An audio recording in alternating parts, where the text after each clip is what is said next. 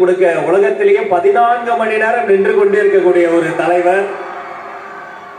அந்த தங்கைகளின் அண்ணன், அண்ணன்களின் தம்பி, தலைவர் மட்டுமல்ல, எங்கள் குடும்பத்தின் தலைமை தொண்டர் மாண்புமிகு முதலமைச்சர் அண்ணன் சி ஜோசப் விஜய் அவர்களே, வருக, தலைமை உரை தருக.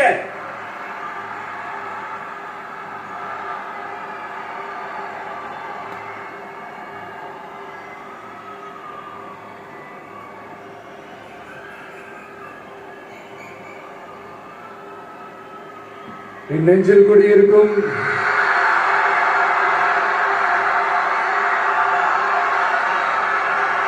கரூர் சொந்தங்கள், உங்கள் அனைவருக்கும் என்னுடைய வணக்கம்.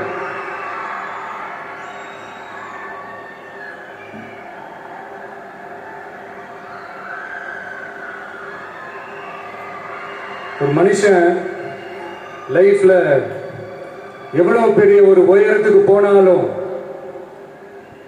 மனசளவுல சில வலிகள், காயங்கள், அதை மறக்க முடியாது இல்லையா? எல்லார் லைஃப்லயும் அப்படிதான், நமக்கும் அப்படிதான். நிறைய வலிகள், காயங்கள் எல்லாத்தையும் தாண்டி தான் வந்திருக்கிறோம். ஆனா எல்லாத்தையும் விட ரொம்ப ஜாஸ்தியான அந்த வலியும் அந்த காயமும் எனக்கு அந்த கரூர் சம்பவம் தான்.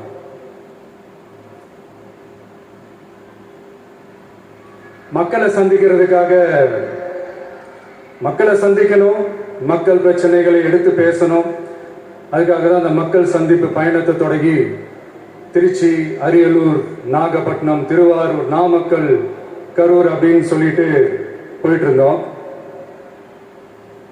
அரியலூர்ல அந்த மீட்டிங் முடிச்சுட்டு பெரம்பலூர் போறதுக்கு முன்னாடி அந்த பெரம்பலூர் போலீஸ் எங்களை அலர்ட் பண்ணாங்க. சரிங்க, கூட்டம் கொஞ்சம் ஜாஸ்தியா இருக்கு, லேட் ஆயிடுச்சு, வராதீங்க அப்படின்ட்டு. So we had no choice. Police சொன்னால் நம்ம அதை ஒபே பண்ணி தானே ஆகணும். அதே நேரத்தில் பெரம்பலூர் மக்களோட அந்த சேஃப்டியும் மைண்டில் எடுத்துக்கிட்டு ஒரு மன வலியோடவே திரும்ப போயிட்டோம். அதுக்கப்புறம் பெரம்பலூர் தொகுதி மக்களுக்கு மன்னிப்பும் கேட்டோம். அதே மாதிரி நாமக்கல் அந்த மீட்டிங் முடிச்சுட்டு கரூர் வரும்போது அந்த கரூர் போலீஸ் எங்களை அலர்ட் பண்ணியிருக்கலாம்ல.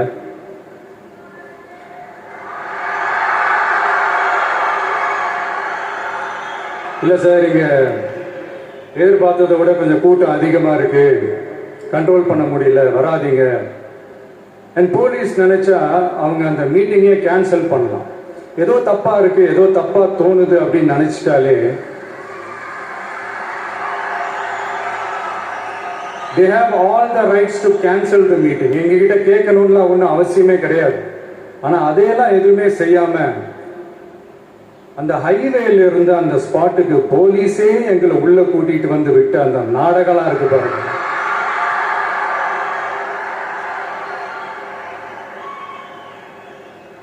நம்பிட்டேங்க, முழுசா நம்பிட்டேன்.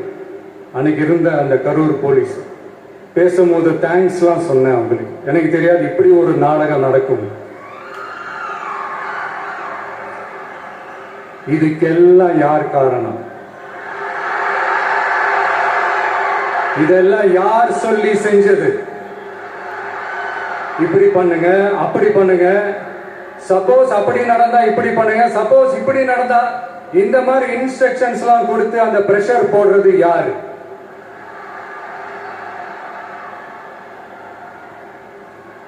அந்த சம்பவத்துல நம்ம யாரெல்லாம் இழந்திருக்கோம் தெரியுமா?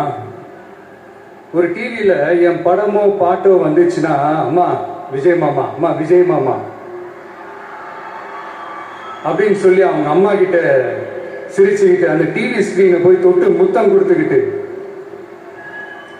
என் அக்கா தங்கச்சிங்களோட தங்க பிள்ளைகளை இழந்திருக்கோம்யா. மழலை கூட சரியா வராதப்போ ஒரு பேப்பர் மேகசின்ல என் போட்டோவை பார்த்தா அதை சிரிச்சுக்கிட்டு அந்த கள்ளங்கவடம் இல்லாத அந்த சிரிப்பு, அந்த கடவுள் மாதிரி இருக்கிற அந்த பச்சை பிள்ளைகளை இழந்திருக்கோம்யா. என் அக்கா, தங்கச்சி, அண்ணன், தம்பி, குடும்ப உறவுகளை இழந்து அந்த வலியோட இருக்கிற என்ன நீங்க ஏளனமா பேசுறீங்களா? என் மேல பழிய தூக்கி போடுறீங்களா? இப்படி ஒரு சம்பவம் நடந்துருச்சு. இது ஏன், எதனால, அதுக்கான பின்னணி என்னன்ட்டு அந்த வலியோட வீட்டுல உட்கார்ந்துட்டு இருக்கிற ஓடி ஒளிஞ்சிட்டான்னு வர சொல்றீங்களா? வாய் வாயின்னு உணர்ந்தா என்ன வேணாலும் பேசுறீங்களா?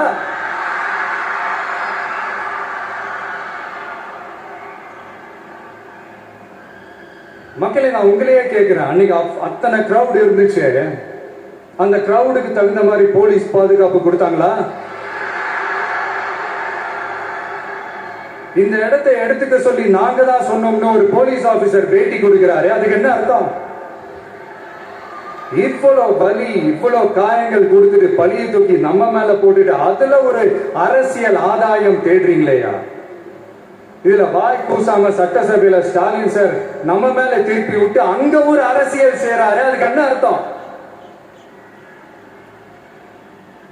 நமக்காக வந்திருக்கிற மக்களை காக்க வைக்கிறதுக்கு நான் ஒன்னும் ஆதாயம் தேடுற அரசியல்வாதி எல்லாம் கிடையாது. மக்களுக்காக அரசியலுக்கு வந்தவன் இந்த விஜய். எனக்காக எல்லாமும் கொடுத்த என் மக்களுக்காக எல்லாத்தையும் விட்டுட்டு மக்களுக்காக மட்டுமே அரசியலுக்கு வந்தவன் இந்த விஜய். அவங்களுக்காக நன்றி கடன் செலுத்துறதுக்காக மட்டுமே அரசியலுக்கு வந்தவன் இந்த விஜய். உங்களுக்கு தான் இந்த விஜய் பத்தி நல்லா தெரியுமே. ஆனா நம்ம எல்லாருக்குமே இத்தனை வலிகள், காயங்கள் கொடுத்தவங்களுக்கு இந்த 2026 தேர்தலில் தக்க பதிலடி கொடுத்துட்டீங்க. ஆனா அது மட்டுமே பத்தாது மக்களே, அது மட்டுமே பத்தாது. காலகாலத்துக்கும் எழுந்திருக்கவே முடியாத அளவுக்கு நிரந்தரமான ஒரு பதிலடியை நீங்க கொடுத்துக்கிட்டே இருக்கணும்.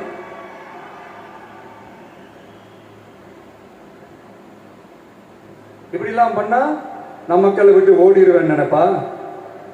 யார் என்ன ஓடினாலும் நான் மக்களை விட்டு எல்லாம் ஓட மாட்டேன். அன்னைக்கும் சொன்னேன், இன்னைக்கும் சொல்றேன், நாளைக்கும் சொல்றேன், தில்லா சொல்லுவேன், கெத்தா சொல்லுவேன். பணமா ஜனமா அப்படின்னு கேட்டா என் ஜனம் தான் எனக்கு முக்கியம்.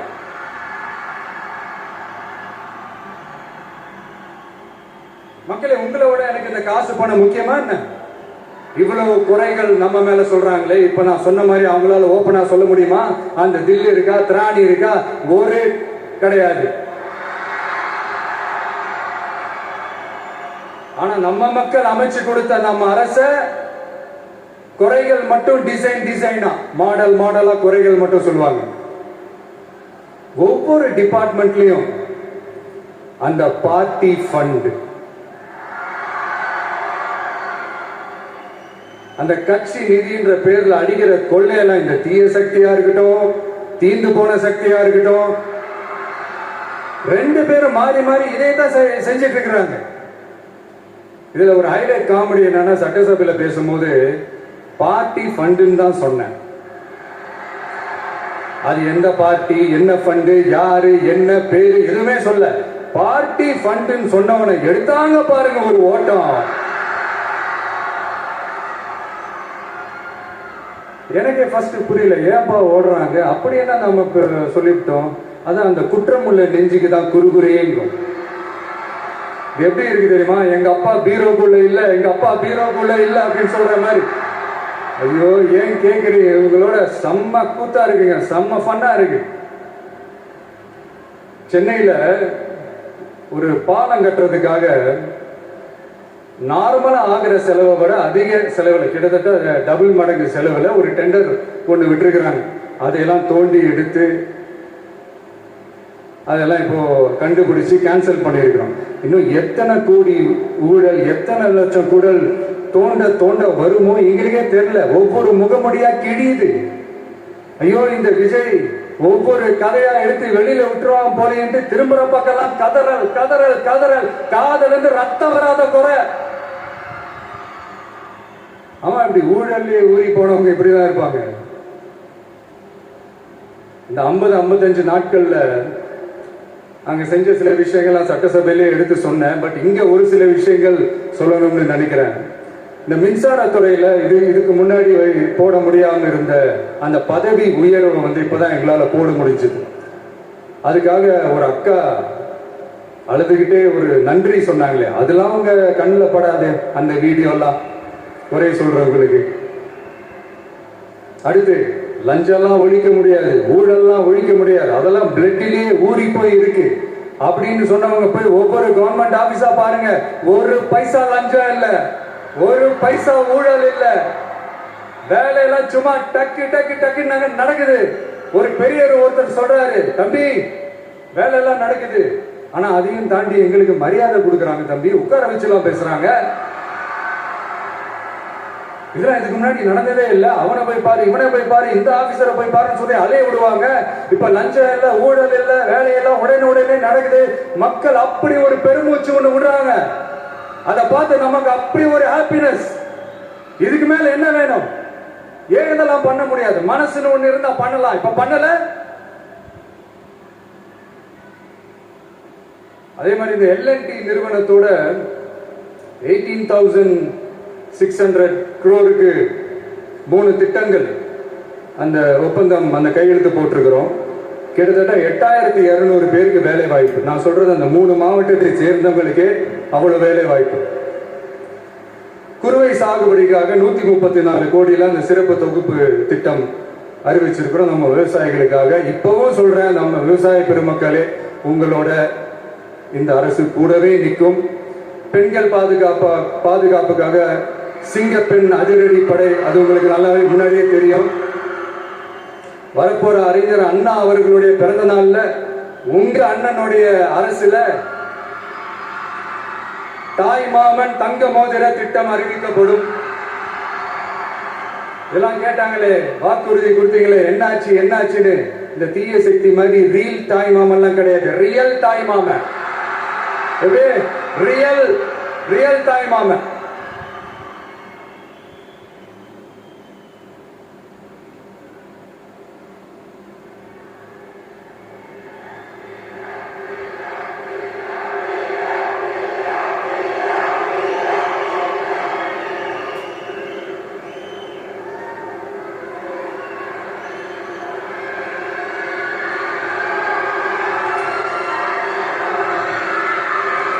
இந்த தீய சக்தியை பத்தி, அவங்க நிர்வாகத்தை பத்தி ஒரு வெள்ளை அறிக்கை ஒன்று வெளியிட்டோம்ல, அது ஷார்ட் அண்ட் ஸ்வீட்டா சொல்லணும்னா, ஒரு ஓட்ட பாத்திரத்துக்குள்ள தண்ணி ஊத்திக்கிட்டே இருந்திருக்கிறாங்க. பாத்திரம் எம்டியாவே இருந்திருக்கு, ஆனா ஊத்தின தண்ணி தான் எங்க போச்சுன்னு தெரியல. கடவுளுக்கு தான் வெளிச்சம். அது மாதிரி இப்ப நம்ம சொன்னதெல்லாம் சும்மா ஒரு சாம்பிள் தான். இன்னும் வரப்போற நாட்கள்ல உங்க அரசனுடைய அந்த விஸ்வரூபத்தை நீங்க பாப்பீங்க. அடுத்து வாயத்தொடங்க சிஎம். அடாடா, உங்க சிஎம் நெஞ்சிலேயே குத்திட்டு வந்தீங்க பாருங்க, அதான் வேற லெவல். பேசுங்கன்றீங்க, பேசுனா எந்திரிச்சு ஓடிடுறீங்க. இனிமே பேச ஆரம்பிக்கிறதுக்கு முன்னாடி என்ன பண்ணணும் அப்படின்னா, ஒரு நண்பர் ஒருத்தர் சொன்னார், மாண்புமிகு பேரவைத் தலைவர் அவர்களே எல்லா டோரையும் இழுத்து லாக் பண்ணுங்க அப்படின்னு சொல்லிட்டு தான் பேச ஆரம்பிக்கணும் போல். ஏன்னா பேசிக்கும் போதே எஞ்சி ஓடிடுறாங்க. 5 நிமிஷம் பேசினதுக்கே குளத்தூர்ல கொத்து பரோட்டா போட்டாங்க. இதுக்கு மேல பேசினா மொத்தமா முடிஞ்சிடும், பாத்துக்கங்க. நாம அரசியல் பேசினா விஜயெல்லாம் அரசியல் பேசலாமா அப்படிங்கிறது. சரிப்பா, நமக்கு எதுக்கு வம்பு, நம்ம பாட்டுக்கு நம்ம வேலையை பார்ப்போம், எதுக்கு அவங்கள பத்தி பேசிக்கிட்டு அப்படின்னு இருந்தா விஜய்க்கு அரசியலே பேச தெரியல அப்படிங்கிறது. இப்படியே மாறி மாறி மேகதாது அணையை பத்தி என்ன தெரியும், விஜய் அதை பத்தி பேசல. இப்படி நம்ம அரசியலுக்கு வந்ததுல இருந்தே ஒரு கூட்டம் குறை மேல குறையா சொல்லிக்கிட்டு பாட்டுக்கு பாட்டு கச்சேரி எங்களுக்கும் பண்ண தெரியும். பண்ணலாமா? இந்த மேகதாது அணை சம்பந்தமான அந்த வழக்குல தமிழ்நாட்டோட பெட்டிஷனை சுப்ரீம் கோர்ட் எப்போ ரிஜெக்ட் பண்ணுச்சு? அப்ப யார் ஆட்சியில் இருந்தா? ஏன் ஒழுங்கா வாதாடல? நீங்க ஒழுங்கா வாதாடி இருந்தீங்கன்னா அதை ரிஜெக்ட் பண்ணிருக்க மாட்டாங்கல்ல. ஏன் ஸ்டாலின் சார் வேணும்னே விட்டுட்டாரா? ஏன் இப்படிலாம் கேள்வி கேட்கலாமா? இப்படி எல்லாம் கேள்வி கேட்டாதான் மேகதாது அணை பத்தி பேசுனதா அர்த்தமா?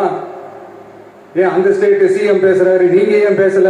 அப்படின்னா நம்ம ஸ்டேட்டோட உரிமையை எங்க நிலைநிறுத்தணுமோ அதுக்காக வேலை பார்க்கறது மட்டும்தான் முக்கியம். சும்மா சவால் விட்டுக்கிட்டு சீண்டி பார், நான் யார் தெரியுமா, தொட்டு பார், இப்படிலாம் பேசிட்டு இருந்தா வேலைக்கு ஆகாது. சும்மா பேசி பேசி பிரச்சனையை வளர்த்துக்கிட்டு யார் மேலேயாவது பழிய தூக்கி போட்டுட்டு அப்புறம் மக்களை அம்போன்னு தெருவில் விட்டுட்டு இப்படிதான் ஒரு அரசியல் பண்ணணும்னா அந்த அரசியல் நமக்கு தேவையும் இல்லை, அது நம்ம செய்யவும் போறதில்லை. டாக் லெஸ் ஒர்க் மோடு தான், அதுதான் நம்ம பாலிசியே. அதனாலதான் சட்டசபையில அந்த அரசினர் தீர்மானம்னு சொல்லி ஒன்று கொண்டு வந்தோம். அது எப்படி டு டேக் இட் ஃபார்வர்ட் எப்படி கொண்டு போகணுமோ அதை சரியா செய்வோம். சென்ட்ரல் கவர்மெண்ட்ல இருந்து அந்த டீலிமிட்டேஷனை திரும்ப கொண்டு வர போறதா ஒரு பேச்சு ஒன்று அடிபடுது. யார் என்ன டீலிமிட்டேஷன் கொண்டு வந்தாலும் தமிழ்நாடு அது ஒத்துக்காது. நமக்கான இடத்தை யாரும் பறிக்கவும் முடியாது, அது பறிக்கவும் விட மாட்டோம். இப்படி நாம இருக்கும்போது இந்த தீய சக்தி திமுக எங்க போய் நிக்குது, யாரு கதவை தட்டிக்கிட்டு நிக்குது, அது உங்களுக்கே நல்லா தெரியும். மக்களே, இந்த தீய சக்தியும் தீந்து போன சக்தியும் வேற வேறலாம் இல்ல, கூட்டு களவாணிங்க. சொல்ல முடியுமா அவங்களால? எங்களுக்குள்ள ஒட்டு இல்லை, உறவும் இல்லை, அறிவிக்க முடியுமா, நிரூபிக்க முடியுமா? இந்த வரப்போற இடைத்தேர்தல் அதை நிரூபிச்சு காட்டுங்க, அப்புறமா பேசுங்க. மக்களை, என் மனசை விட்டு கரூர் எப்பவும் நீங்கவே நீங்காது. நமக்கு ஏற்பட்ட வேதனையான சம்பவத்தை, நமக்கு எதிராக நடந்த சதிய சூழ்ச்சிய இனி வர்ற ஜெனரேஷனும் அவங்களுக்கு தெரியப்படுத்தணும்ல. அதுக்காகவே இனி ஒரு அரசியல் சதிய, அரசியல் சூழ்ச்சிய யாரும் யோசிக்கவே கூடாதுன்றதுக்காகவே கரூர்ல ஒரு நினைவு சின்னத்தை நம்ம டிவிகே சார்பா அமைக்கப்படும் அப்படின்றத அறிவிக்கிறோம். அப்புறம் கரூர்ல இருந்து ஒட்டுமொத்த தமிழ்நாட்டு மக்களுக்கும் சொல்றேன், உங்க டிவிக்கு அரசு உங்களுக்காகத்தான் உழைக்கும். அடிப்படை வசதிகளை முதல்ல நிறைவேற்றணும். ஒரு பக்கம் நிதி நிலைமையை சரி செஞ்சுக்கிட்டு, இன்னொரு பக்கம் அப்படியே நாம சொன்னதுல பிரையாரிட்டி பார்த்து ஒவ்வொன்றா படிப்படியா நிறைவேற்ற ட்ரை பண்ணுவோம். இது எப்பவும் உங்களுக்கான அரசா தான் இருக்கும். இந்த விஜய் உங்க விஜயா தான் இருப்பான். நீங்க உரிமையோட உங்க கவர்மெண்ட்டை நீங்க அணுகலாம். இந்த தீய சக்தி ஆட்சி முடிஞ்சு பொட்டிக்குள்ள போனதுல இருந்து என்னென்னமோ பண்றாங்க, ஏதோ பேசுறாங்க, சோஃபாங்கிறாங்க, வாஷிங் மிஷினுங்கிறாங்க. இந்த அரசியல் வியாபாரம் பண்றதுக்கான அந்த வெண்டிங் மிஷினே அவங்க தான். யாரு? இந்த திமுக. இதுல நம்மளை பார்த்து வாஷிங் மிஷினுங்கிறாங்க. எலெக்ஷன்ல ஓட்டுக்கு காசு கொடுக்கிற அந்த கலாச்சாரத்தையும் அந்த கல்ச்சரை அடிச்சு நொறுக்கி இருக்கிறோம். எலெக்ஷன்லயே அப்படி வேலை பார்த்த நாம, நமக்கு எதுக்கு இந்த குதிரை, கழுதை, ஒட்டக பேரெல்லாம்? மக்களின் பக்கம் அப்படி இருக்கும்போது நமக்கு எதுக்கு இந்த பேரெல்லாம்? இந்த திருட்டு திமுக ஆட்சியை வச்சுக்கிட்டு ஊரடிச்சு ஒலையில போட்டு இந்த கொள்ளையை அடிச்சதுனாலதான் உங்க கரூர் கம்பெனி ஓனர் ஒருத்தர் எங்க எங்க இருக்காருன்னு தெரியாம ஓடு ஓடு ஓடு ஓடு ஓடு ஓடு ஓடு ஓடு வரான் பாரு வேட்டக்காரன் ஓடினே இருக்கிறாரு. இன்னொருத்தர் ஃபாரின்ல போய் ஒழிஞ்சுக்கிட்டாரு. ஃபாரின் ஸ்டாலின் சார் நினைச்சிட்டு போறீங்க, அவர் இல்ல. எனக்கு எப்பவுமே ஸ்டாலின் சார் மேல ஒரு தனி பாசம் ஒண்ணு உண்டு. அவரு கிடையாது, இவரு வேற. சிங்கப்பூருக்கு செக்கப்புக்கு போனார்ல அவரு. இன்னும் தோண்ட தோண்ட எத்தனை பேர் மாட்ட போறாங்களோ தெரியல. உங்ககிட்ட யாராவது லஞ்சம் ஏதாவது கேட்டாங்கன்னா கொடுக்க முடியாது சொல்லுங்க, நான் இருக்கேன் உங்களோட. அப்படியே யாராவது ஃபோர்ஸ் பண்ணாங்கன்னா, இது எங்க மகன், எங்க புள்ள, எங்க அண்ணன், எங்க தம்பி, எங்க விஜய், எங்க விஜயோட ஆட்சின்னு ஸ்ட்ராங்கா சொல்லுங்க. மக்களை, நீங்க கூட இருக்கும் போது லஞ்ச ஊழல் மட்டும் இல்ல, அதிகாரத்தை வச்சு ஆட்டம் போடுற யாரா இருந்தாலும் அடங்கிடுவாங்க. இந்த கடமை, கண்ணியம், கட்டுப்பாடுன்ட்டு ஒரு காலத்துல கொள்கையோடு இருந்த கட்சியெல்லாம் இன்னைக்கு எப்படி இருக்கான்னு உங்களுக்கே தெரியும். அதாவது இந்த டிவிகே கட்சியோட தலைவரை எதிர்க்கிறதுல ஒரு நியாயம் இருக்கு. ஏன்னா உங்க பொழப்புல மண்ணள்ளி போட்டான். என்ன, இந்த ஊழல் லஞ்சம்லாம் பண்ண மாட்டேன்னு சொல்லி உங்க அரசியலே ஒரு தெருமுனைக்கு கொண்டாந்து விட்டான். மக்கள் வேற அவனை தான் நம்புறாங்க. ஸோ இந்த விஜயை எதிர்க்கிறதுல ஒரு அரசியல் நியாயம் இருக்கு, அது புரிஞ்சுக்கலாம். ஆனா இன்னைக்கு இந்த விஜய மக்கள் ஓட்டு போட்டு ஜெயிக்க வச்சு ஒரு தீர்ப்பை கொடுத்து மக்களுக்காக வேலை செய்யறதுக்காக முதலமைச்சரா உட்கார வச்சிருக்கிறாங்க. என்னமோ இன்னமும் நீங்க தான் ஆட்சியில் இருக்கிற மாதிரி. விஜய் கரூருக்கெல்லாம் போக கூடாது, விஜய் இங்க போக கூடாது, அது செய்யக்கூடாது, இது செய்யக்கூடாதுன்னு எனக்கு புரியலையே. ஆட்சியில் இருக்கும் போது அவ்வளவு கட்டுப்பாடெல்லாம் போட்டீங்க, SOPs எல்லாம் போட்டீங்க, ஸ்டாலின் சார் ஆபரேட்டிங் ப்ரொசீஜர்லாம் போட்டீங்க. இப்போ அதே பண்ணிட்டு இருந்தீங்கன்னா என்ன சார் நியாயம்? இல்ல நான் தெரியாம தான் கேட்கறேன். இன்னும் கனவுலயே இருக்கிறீங்களா? முதல்ல முழிச்சு வாங்க, ரியாலிட்டிக்கு வாங்க. உங்க ஆட்சியெல்லாம் வீட்டுக்கு போய் டிவிக்கேன்னு ஒரு ஆட்சி வந்து ரொம்ப நாள் ஆச்சு.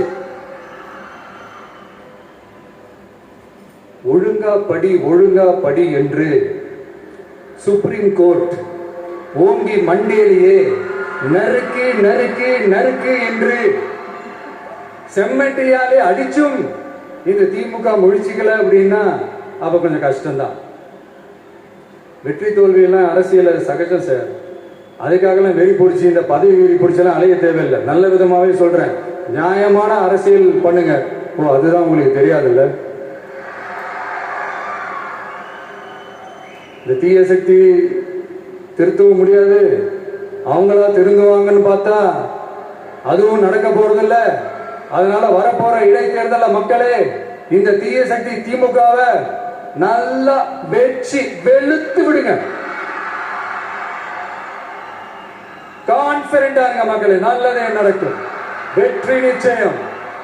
மீண்டும் சந்திக்கும் வரை நன்றி, வணக்கம்.